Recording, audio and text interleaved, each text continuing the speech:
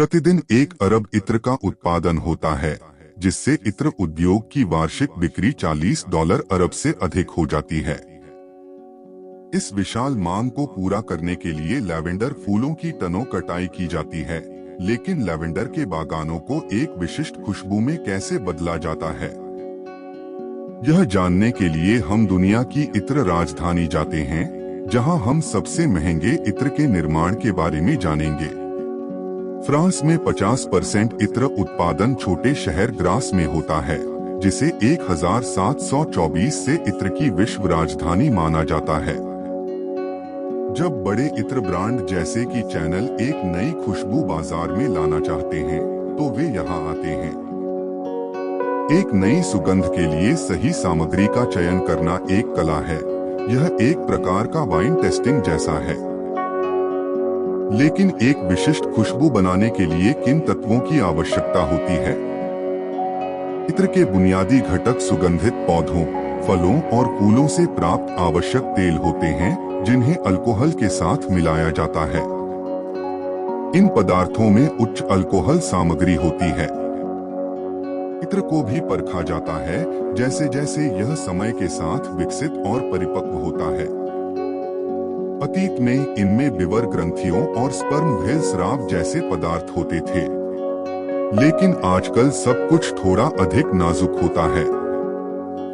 Lavender का सार सदियों से इत्र के मुख्य घटकों में से एक रहा है, और छोटे शहर ग्रास दुनिया के आधे लैवेंडर का उत्पादन करता है। इस सुगंधित झाड़ी की पत्तियां और चमकदार नीली पंखुड़ियां लैवेंडर आवश्यक तेल बनाने के लिए उपयोग की जाती हैं, जो कई स्वास्थ्य और सौंदर्य उत्पादों में एक घटक है। पौधे पहाड़ों को ढकते हैं, जो एक बेजोड़ सुगंध के साथ एक बैंगनी परिदृश्य बनाते हैं। यह अच्छा महक सकता है, लेकिन आपकी कटाई की प्रक्रिया आसान नहीं है। एक कारक जो हजारों एकड़ लैवेंडर को बर्बाद कर सकता है, वह है खरपतवार, जो दुर्भाग्य से इन पौधों के आधार पर उगना पसंद करते हैं, जिससे पानी और महत्वपूर्ण मिट्टी के पोषक तत्व छीन जाते हैं। इसलिए मई से सितंबर के बीच विशेष मशीनरी लैवेंडर के खेत को जीवित रखने के लिए कड़ी मेहनत करती है। निराई करने वाली मशीन लैवेंडर के तनों को उठाती है और फिर आधार के चारों ओर खरपतवारों में गर्म भाप डालती है, जिससे इस प्रकार की अवांछित वनस्पति मर जाती है। सही समय निर्धारित करने के लिए किसान को फूलों की संख्या और रंग को देखना पड़ता है, जो नीला बैंगनी होना चाहिए और भूरे रंग की ओर मुड़ने के कगार पर होना चाहिए। साथ ही कुछ पंखुड़ियों को कुचलकर देखना चाहिए कि वे कितनी तैलीय हैं। लैवेंडर अपने दूसरे वर्ष में खिलने लगता है, और इस खेत पर कटाई का समय पहले खिलने के चरम पर होता है। इसके बाद दूसरा खिलना होता है, लेकिन यह पर्याप्त महत्वपूर्ण नहीं होता है कि दूसरी कटाई की जाए।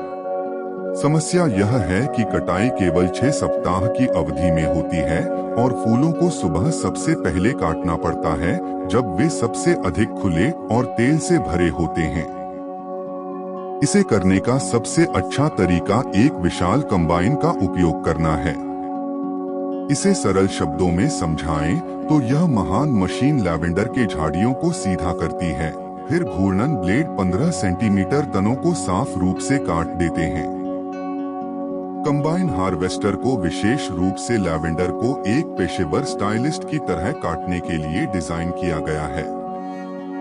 काटे गए तने एक कन्वेयर बेल्ट पर गिरते हैं, जो उन्हें एक ट्रे में ले जाता है, और फिर एक प्रकार का वर्म स्क्रू उन्हें साथ में आने वाले ट्रक में भेजता है। एक बार ट्रेलर भर जाने के बाद यह अपने माल को डिस्टिलरी में ले जाता है। घरेलू शराब निर्माण प्रक्रिया के समान शुद्ध लैवेंडर को सर्वश्रेष्ठ निकालने के लिए आसुत करना पड़ता है। ऑपरेटर सैकड़ों टन तनों को एक विशाल स्टील के बर्तन में रखकर आसवन शुरू करते हैं, फिर वे लैवेंडर को एक स्टिल में लोड करते हैं, जो सामान्य रूप से स्पिरिट्स के उत्पादन के लिए उपयोग किया जाने वाला एक बड़ा स्टेनलेस स्टील का कंटेनर होता है। अधिक तेल निकालने के लिए हवा के गठन को रोकने के लिए स्टिल में यथासंभव अधिक लैवेंडर को कॉम्पैक्ट किया जाता है। हवा की उपस्थिति शून्य होनी चाहिए। एक बार स्टिल भर जाने पर वे इसे मजबूती से बंद कर देते हैं और एक बॉयलर शुरू करते हैं। यह बॉयलर पानी को भाप में गर्म करता है, जिसे फिर वे स्टिल के नीचे कम दबाव में इंजेक्ट करते हैं। लगभग 15 मिनट के दौरान भाप धीरे धीरे स्टिल के शीर्ष तक बढ़ती है, जिससे रास्ते में लैवेंडर गर्म हो जाता है, जैसे कि यह एक प्रकार का बैन मैरी हो। यह प्रक्रिया लगभग आधे घंटे तक जारी रहती है। इसका उद्देश्य मुख्य रूप से पंखुड़ियों पर स्थित ग्रंथियों को उत्तेजित करना है, ताकि तेल निकल सके। लैवेंडर पसीना बहाता है और तेल छोड़ता है, जो जल वाष्प के साथ मिल जाता है। यह भाप एक बड़े संघनक पाइप में एकत्र की जाती है। सुगंधित भाप को दूसरे बकेट में ठंडा किया जाता है और तरल में बदल दिया जाता है। इस तेल के नमूनों का परीक्षण पेशेवरों द्वारा किया जाता है और आवश्यकता अनुसार नुस्खा समायोजित किया जाता है। जब परीक्षक हरी झंडी देते हैं, तो नुस्खा बड़े पैमाने पर उत्पादन के लिए दूसरे इत्र डिस्टिलरी में भेजा जाता है।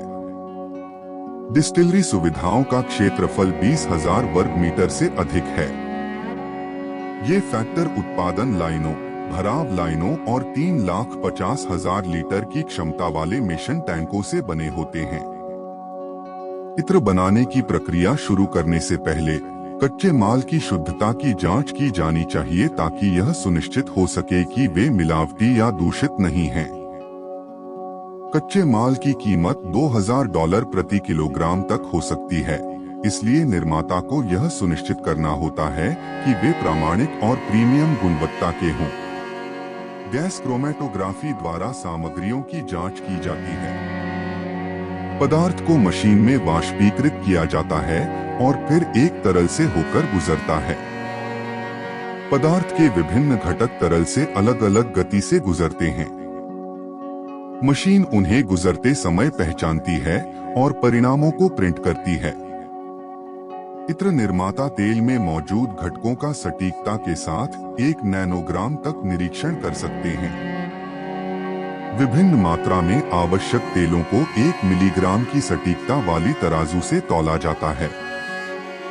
पहला कदम संयोजन कहलाता है, जिसमें सभी घटकों को सही ढंग से तौलना शामिल है, ताकि एक सांद्रण बनाया जा सके। आवश्यक तेल और स्थिरकारी पदार्थ त्वचा में डाले जाते हैं, जिससे इत्र की स्थिरता और स्थायित्व बनाए रखने में मदद मिलती है। सांद्रण को अल्कोहल के साथ पतला किया जाता है, परिपक्व होने के लिए छोड़ दिया जाता है और जब खुशबुएं तरल में घुल जाती हैं, तो इसे ठंडा किया जाता है और शुद्ध, स्पष्ट और तीव्र इत्र प्राप्त करने के लिए फिल्टर किया जाता है। अगला कदम इत्र का नमूना प्रयोगशाला में लेकर उसकी घनत्व की जांच करना होता है। अंतिम उत्पाद को एक विशिष्ट मात्रा में मिलीलीटर में मापा जाता है।